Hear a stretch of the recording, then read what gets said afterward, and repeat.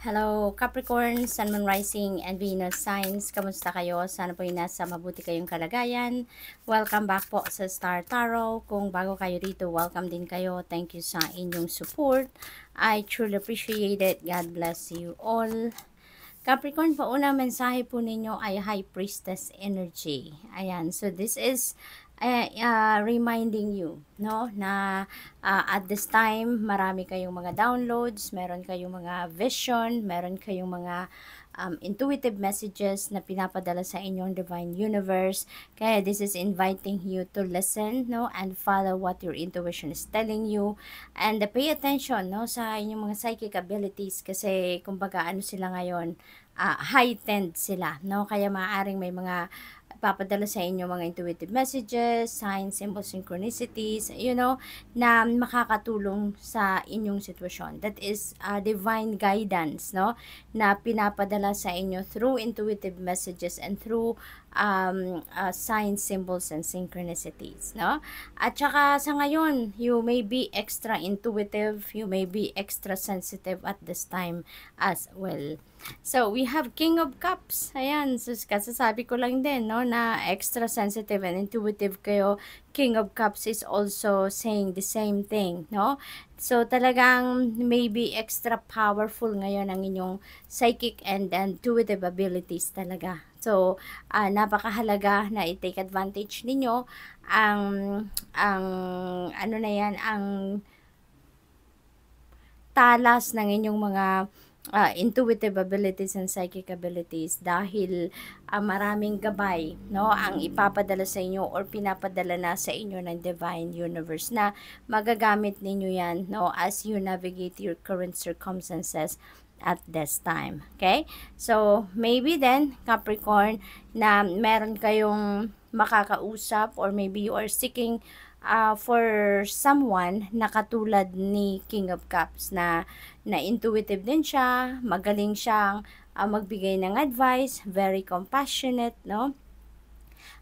Diplomatic, yung gano'n, at saka ano siya, compassionate and then good listener. So, maaring naghahanap din kayo ng mga ganong klaseng tao sa ngayon who's embodying the energy of King of Cups. Kasi maybe ang iba sa inyo kailangan ngayon ng someone na makakausap, someone na makakapagbigay ng advice sa inyo, no?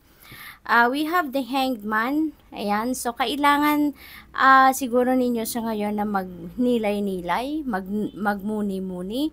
This is a stagnant energy, no? Kaya naman, kung ano man ang pinagkakabisihan ninyo sa ngayon, kung ano man yung binibigyan ninyo ng oras, panahon, atensyon, maaaring meron dyan na, kumbaga, titigil muna, no? There will be a pause for quite some time, because it is the divine universe way of sending you a message na teka lang, pahinga muna, no? Atras ka muna ng kahit saglit lang dyan sa kung anong pinagkakaabalahan ninyo, at magmuni-muni, magminilay-nilay, mag-retreat, mag-reflection mode muna kayo, because there could be something talaga na gusto ng universe na marinig ninyo or ma-realize ninyo, kaya kailangan na mag-isip-isip muna, no? Spend time by yourself lang muna, para walang istorbo, wala munang mangungulit, walang magkakausap muna sa inyo, yung ganun ba, no? Because it feels like there is something that you need to realize, there is something that you need to know, that you need to discover at this time, no? There could be new inspiration, there could be new information or new perspective din na maaring pumasok dito sa isip ninyo, no? So, what else? We have Queen of Wands. Ayan. So, it feels like kung ano man ang maiisipan ninyo sa ngayon, ano man itong new perspective na to, new ideas, new plans na maaring mag-come up, no? At this time, maaring yan ang pagtutuunan ninyo ng pansin na bago, no? Maaring meron ditong detour na magaganap, instead of focusing on what you are focusing right now, maybe baka change direction kayo sa ngayon, Capricorn. At Maaring yan ay isang bagay na talagang magugustuhan nyo din, pipiliin nyo din, kaya siguro gustong-gusto nyo din na pagtrabahuan yan, no? Maybe you are also going to switch your focus to this new thing, to this new direction na you're being directed to go. Kasi nga, maaaring nandiyan din yung sa pakiramdam ninyo ang success, no? Maaaring pakiramdam ninyo din, dyan ninyo mahahanap yung contentment ninyo, yung tagumpay ninyo, or dyan kayo mas magiging masaya, mas magiging matagumpay, something like that, no? So what else for Capricorn? We have Four of Pentacles. This could be regarding money, no? Capricorn, maaaring ang iba sa inyo dito, there is an imbalance regarding pera. Siguro kailangan din ninyo dito na kontrolin, no, ang spending ninyo, or take control of your finances in general, kasi maaaring may imbalance. Merong siguro mga bagay dito na hindi ninyo napagtutuunan ng pansin, no? Siguro hindi ninyo nababantayan yung in and out ng inyong pera, hindi ninyo na ma-manage siguro ng maayos ang inyong pera, kaya this is an invitation for you, or this is a heads up for you, no, na try to manage your money wisely, no? Try to prepare a financial plan.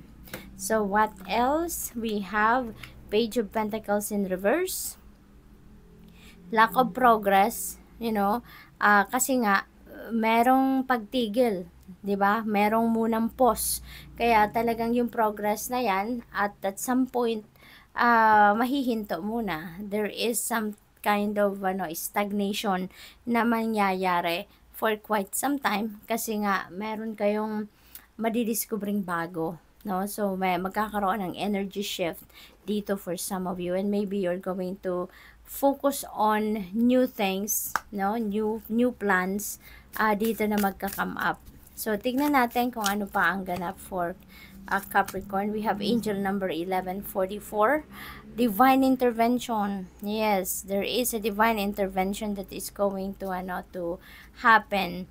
Kasi nga with the hanged man energy, no? Ito yung gusto ng universe, pagpahinga mo muna ang inyong dating ginagawa, because there could be something else that you need to focus on, no? Maaring yung bagay na yan na maghahatid sa inyo ng prosperity. That could be a big venture, no? Maaring ganon. Sabi dito sa card, love or other happiness lurks just around the corner. It will be something much better than in your wildest dreams. A rare opportunity, an exciting encounter with like-minded people will exceed your expectations. Good luck, Capricorn, and thank you for watching. Love and light. Namaste.